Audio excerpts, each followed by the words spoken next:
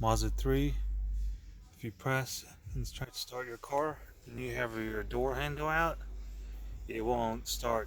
You have to put the door, connect the door handle back, and then it'll start again. So that's why it won't start if you have the door handle disconnected. Oh, right now it started because I already connected the door handle and took it off already. That's your problem.